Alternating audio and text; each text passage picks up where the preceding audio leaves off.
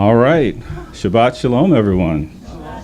All right, it's May 9th, and we're here at the Congregation of Yahweh observing our general Sabbath service, and this is a wonderful thing. Today we're going to be talking more about kingdom culture. Ain't that awesome? All right, we just sung praise to our King, so this is a wonderful thing. So just going back over some of the things that we've gone through. This will be quick. All right. Our society is led by a king. Okay, we're just singing his praises. That makes what we're a part of a kingdom. Yah is our king. Yah has set the norms of conduct and the standard forms of communication for his kingdom, because that's what kings do. They rule over stuff. They make decisions. All right. In Yah's kingdom, the code of conduct is Torah. So we observe Torah, or at least are pursuant to it as much as we're able to fulfill what it says, being out of the land and not in our possession. The other part is the language, the setting the standard forms of communication. Standard form of communication for the kingdom is Hebrew. All right. So going back over it, customary beliefs. All right. So when you talk about culture, you're talking about customary beliefs. You're talking about values. You're talking about way of life. And that's what we are setting to establish, the way of life that Yah has given to us. When you're talking about culture, you're also talking about the idea of tillage and cultivation and growth. All right, so we've gone over all those things so far. All right, language. Language are words, their pronunciation, the methods of combining them and used and understood by a community. So in America, we speak English. It is the standard language because everybody speaks that language. Even if you come from other lands, you're going to have to deal with English. You can't stay here and be a fully functioning part of the community without really knowing English. All right?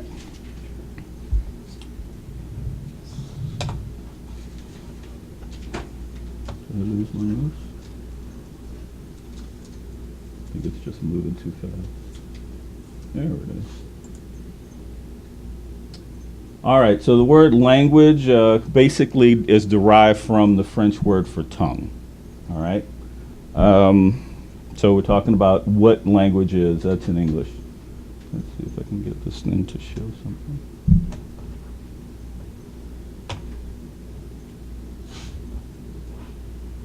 I want you guys to know technology is a wonderful thing when it works.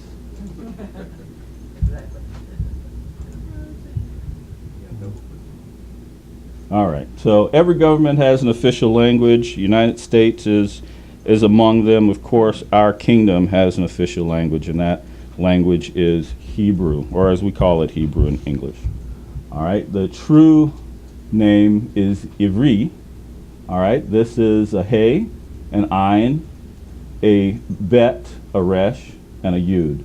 Now, when we talked about Eber or Iber, if you notice, the middle part of this is the Ayin, Bet, Resh. So that would be the Iber part. But if we look in the front, we have a Hey and we have a Yud. So just like in English, we can derive additional meaning for a word by adding prefixes and suffixes. So that's what we see here. Not going to go a lot into that, but I did want to make sure that I mentioned that.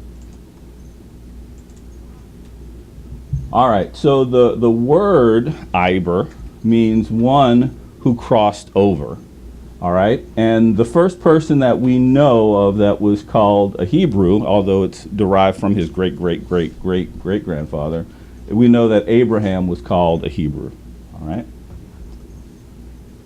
So basically, it's denoting someone that in one of two situations was either a descendant of Eber, or one who was taught by Eber. You don't become a Hebrew just through your lineage. It comes by following the concepts and precepts. All right? How did I get way back up there? All right. So Eber was a son of Shem. And we went through the genealogy a little bit. This is a picture that shows the lineage of the Messiah through the ages. I have this book. If anybody wants to see it at some point, just let me know. Now, if we zoom on here, we see going from Adam all the way to Noah. And then from Noah, well, let's go back up. We have Ham, we have Shem, and we have Japheth. All right? So Shem had several sons, and Elam, Asher, Arphaxad, Lud, and Aram. Well, Aram is where we get the Aramaic language from. Okay? So Ivrit, Hebrew, came from the people who were of the line of Eber. All right, any questions so far? I know I went over that fast, but I'm just recapping, so it shouldn't be too bad. All right, so here we have that lineage to show the relative lengths of how long these people lived. We have Noah being born several hundred years before the flood, Shem being born maybe about 100 years before the flood, and then living another 500 years after the flood. Then we see Arphaxad, Selah, Eber, Peleg, Reu, Serug, Nahor, Terah, all the way down to Abraham. All right, if you notice on here, you can see easily that Shem outlived Abram. And he was able to meet all of his sons. All right. Another thing that's, I don't have a scripture to back this up. Okay, I don't have a scripture to back this up, so I'm just going to say I don't have a scripture to back this up, right? It is believed that Shem was Melchizedek that Abram paid tithes to, the king of righteousness. Because Melchizedek is really a title. It's not actually the name of a person. It means king of righteousness. And it's believed, and the book of Jasher would bear this out, that Shem actually taught all of the righteous people of that generation to be righteous, and that's how they got the term Hebrew, coming from Eber, because Shem followed Eber followed Shem, and Shem taught all the righteous people in the land up until the time that he died. All right. Any questions so far? Actually, I do have a question. Yeah, what you got? This might be a crazy question. No. Okay, when Hebrew came, the Arabic language, did it come at the same exact time, or did the Arabic language come later after Hebrew? Well, okay, so up until the time of Peleg, because Peleg had a brother, all right? Gotcha. It means divided. His name meant divided. It was at the time of Peleg that Yah came down and divided all the languages. Up until that point, everybody spoke the same language. So it says that he came down, he saw them building the tower, and he confounded or basically split up all the languages. And it was basically split up by families. So as we see here, Noah had 3 sons, Ham, Shem, and Japheth. Gotcha.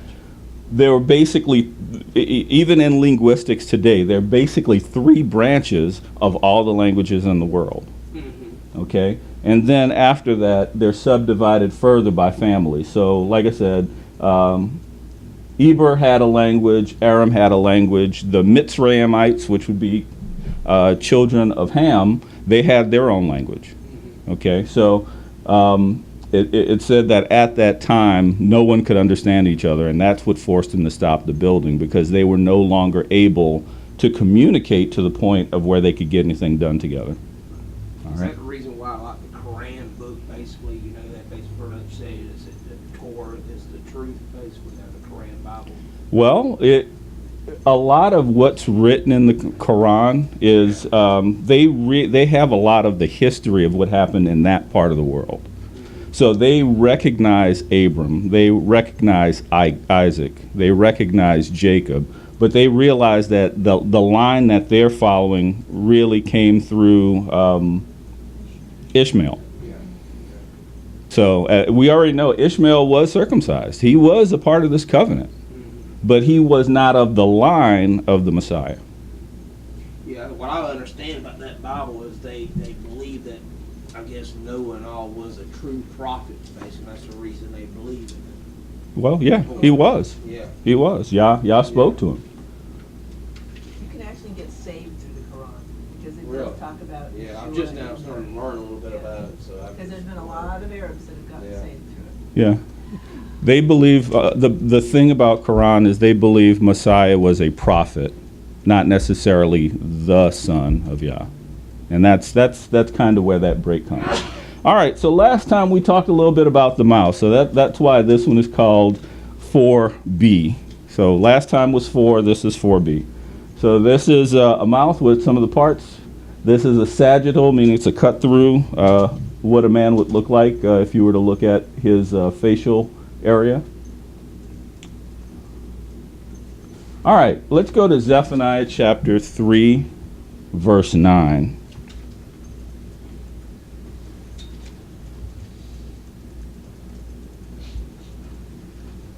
Well, I'm already 11 minutes into this. This is going to be hard.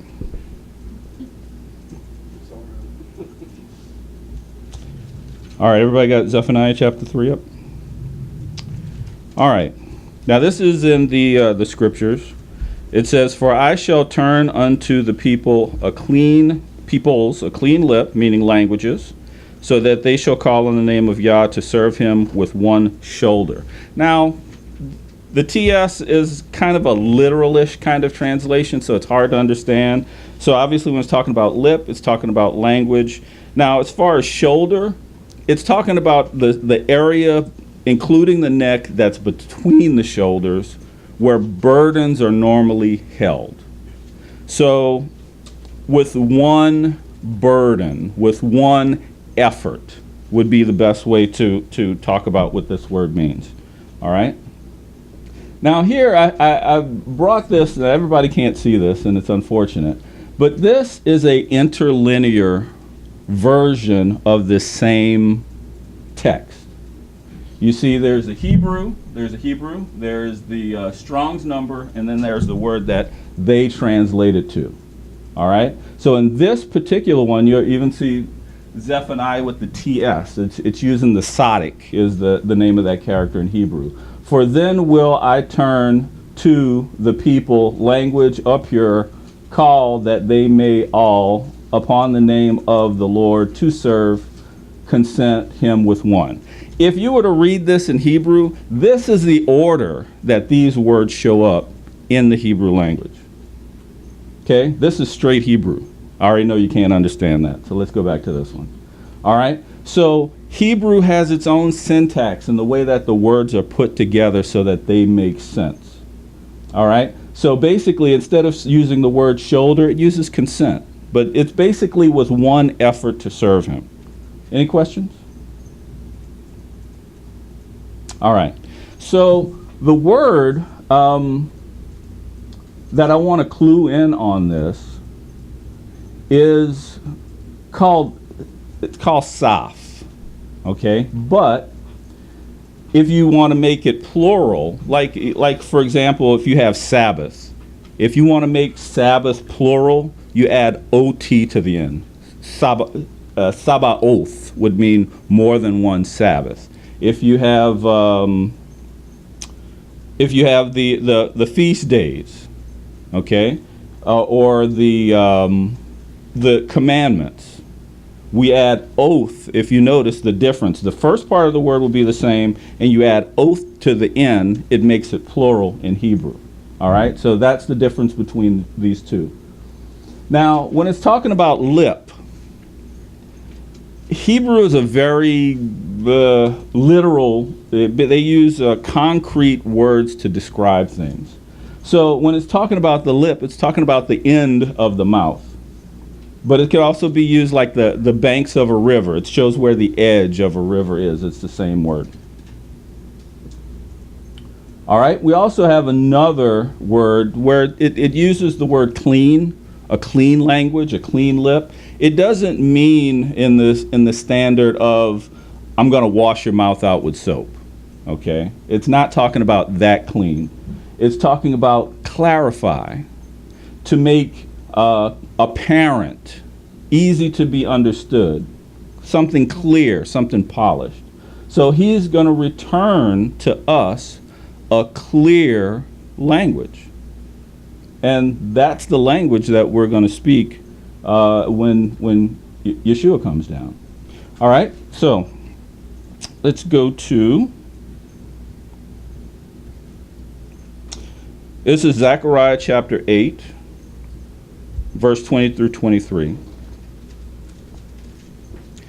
Thus says Yah of hosts, people shall yet come, inhabitants of many cities, and the inhabitants of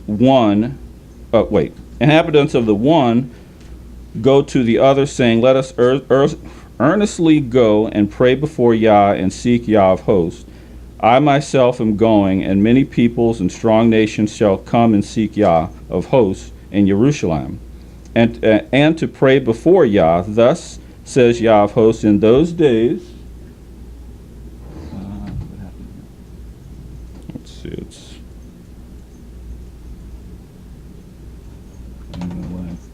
All right, I'll keep reading. Thus says Yah of hosts, in those days 10 men from all languages of all nations shall take hold, yes, they shall take hold the edge of the garment of a man, a Yahudi, saying, let us go with you, for we have heard that Elohim is with you. So it's talking here about people who do not speak the language of the Yahudi, which would be the Jews today, coming to someone who does know the language and saying, let us go with you because you know how to speak and you can speak on our behalf. All right, let's see if I can get this cleared up. All right, lost my mouse. Okay, so technical difficulties. All right, so let's go to Zechariah chapter 4, verse 9.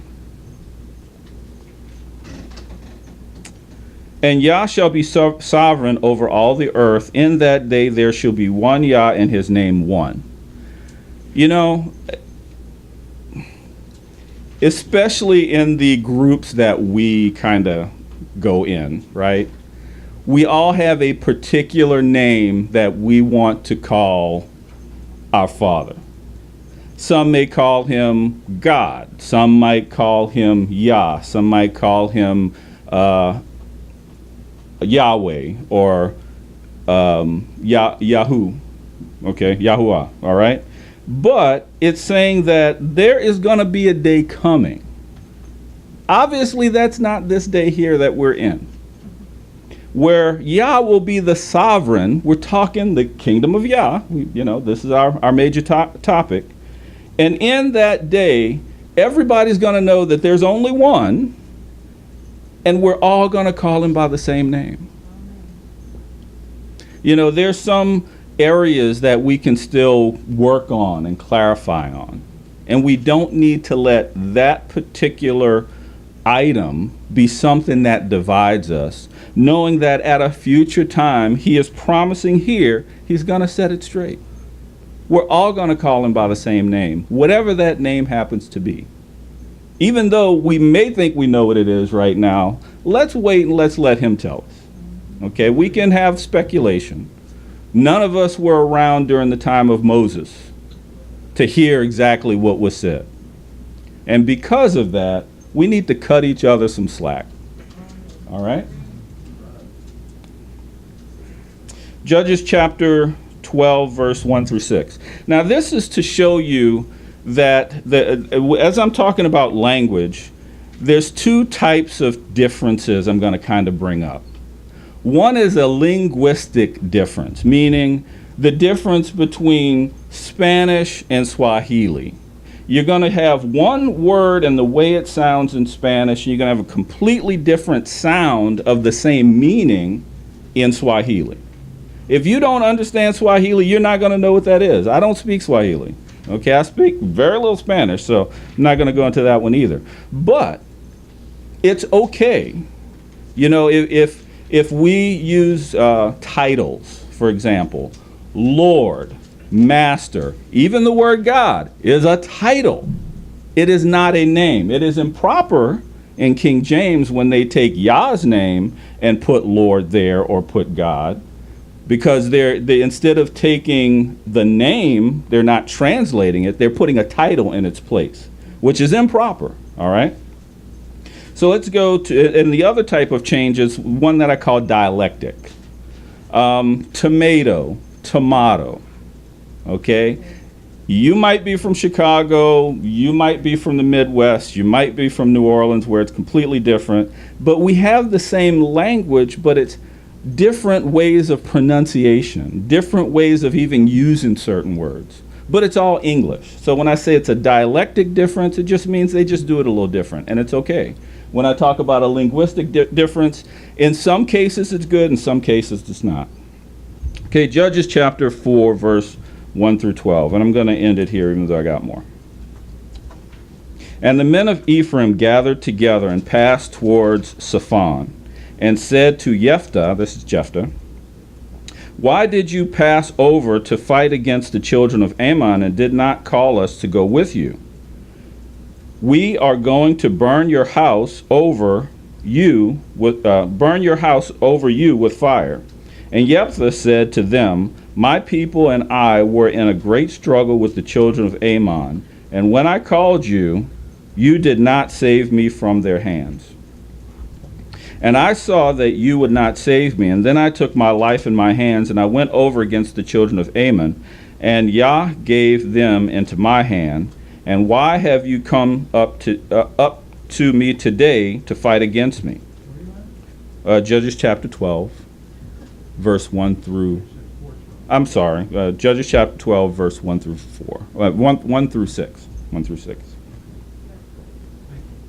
Jephthah then gathered together all the men of Gilead and fought against Ephraim. So this is children of Israel fighting against each other. All right. Jephthah was of Judah, whereas the Ephraimites were obviously of Ephraim.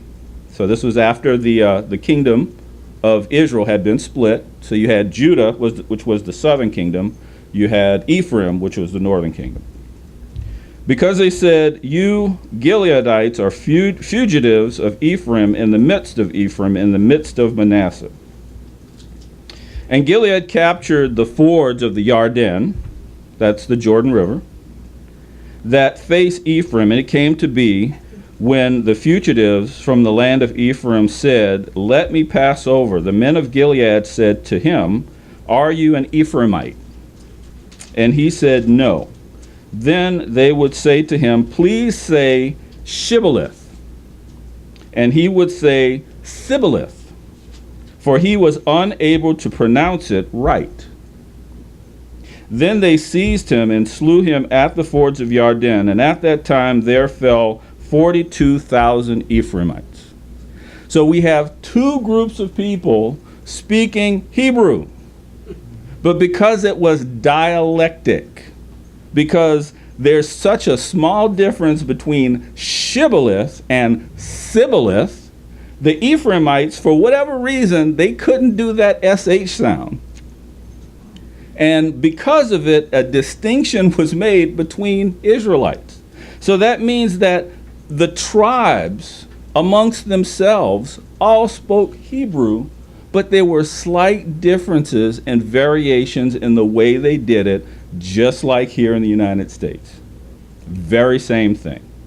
So as I'm going through language, I'm going to pick out what is dialectic and what is linguistic as far as differences, but it's okay. It's still all the Hebrew language. All right, let me see how much time I got, which probably nothing. Yeah, that's 25 minutes. I'm going to stop there. Yahweh bless. God, we want more. Next time.